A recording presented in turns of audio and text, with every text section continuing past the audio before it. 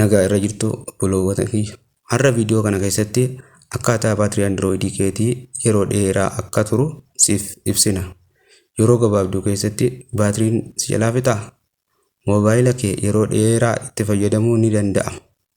Akkamitti?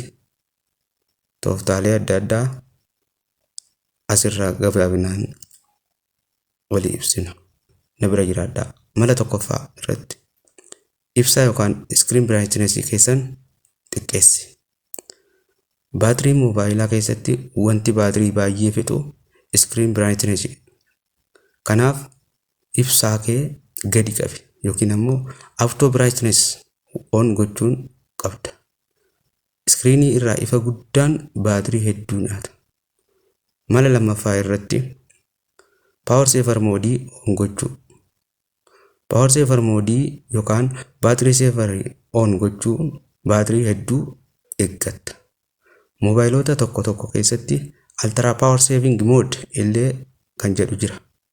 Kana banuun yeroo dheeraaf battalumatti baatiriin kee akka hin fixne baay'ee si gargaara. Mala sadaffaa irratti appilikeeshinoota warra baatirii nyaatan to'achuu. Appilikeeshinoota tokko yeroo hunda background irratti hojjeta. Kanaaf maal seenuu qabda? Setting kan jedhu seentaa. Itti aansuudhaan baatirii kan jedhu filattaa. Itti aansuudhaan application usage kan jedhu seentaa. Achilee keessa appilikeeshinoota hedduu baatirii nyaatan off gochuu qabda. Fakkeenyaaf social media keessatti kanneen akka WhatsApp, Facebook, TikTok yeroo hedduu hojjeta. Kanaaf baatirii hedduu fayyadama waan ta'eef baatirii kee hin fixa jechuudha. Bluetooth, NFC fi hotspot yeroo itti fayyadamtu malee cufuu qabda. Yoo hin barbaachifne hunda off godhi. Isaan kunneen background irratti hojjetuun baatirii baay'ee fixan jechuudha. Mala shanaffaa irratti background activity xiqqeessi. Appilikeeshinoota background activity keessa jiran xiqqeessi. Appilikeeshiniin hundi background irratti hojjeta.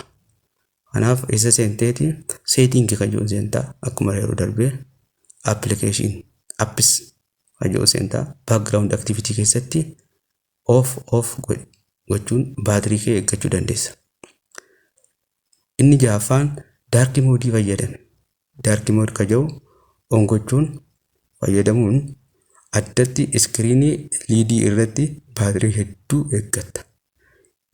Ibsaan gurraacha'aa yoo ta'e baatiriin hin hojjetu hedduun xumu jechuudha. Akkasumas dark moodiin ija keenyaaf illee faayidaa guddaa qaba.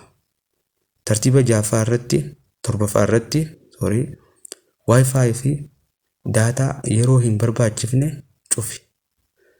Maaliif signaaliin gadi bu'aa yookaan neetworkiin gadi bu'aa iddoo ta'e keessatti moobaayiliin neetworkii barbaaduun baatirii hedduu fixa. Yoo si hin barbaachisu ta'e bakka akkasitti cufachuun dirqama ta'a jechuudha. Mala 8ffaa irratti auto synchronize off gochuu qabda jechuudha. Google synchronize, email synchronize, TikTok synchronize hundi background irratti daataa buusa osoo ati hin beekne. Baatiriin hedduu fixa jechuudha. Kanaaf setting kan jedhu keessa seentaa, account kan jedhu seentaa, achi booda auto synchronization kan jedhu off keessaa gochuu qabda jechuudha. Mala 9ffaa irratti update yeroo sirrii irratti gochuu qabda. Appilikeeshinoota kee update versionii garaagaraa ammatti update godhu waan barbaaduuf update gisee gootu yeroo sirrii irratti update gochuun dirqama ta'a. Update gochuun waan garaagaraaf fayyada.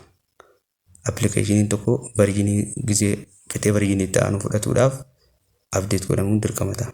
Akkasuma baatirii optimization kennuu qaba.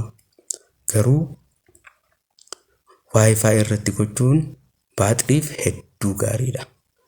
Moobaayil daataa irra iddoo Wi-Fi irratti yoo godhatte hedduu si gargaara jechuudha. Malli 4ffaan chaarjara qulqulluu fayyadamuun murteessaadha.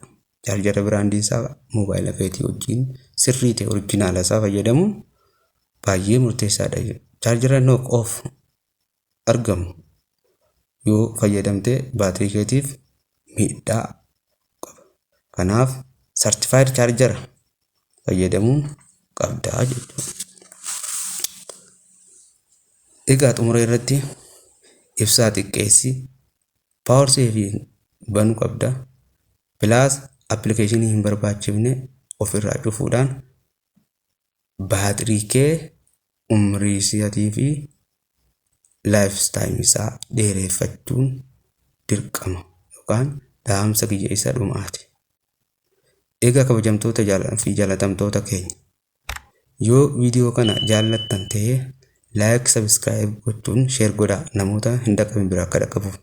Gaafii yoo qabaattan komentii keessatti barreessaa. Hanga sagantaa biraan wal arginutti nagaan naaf turaa.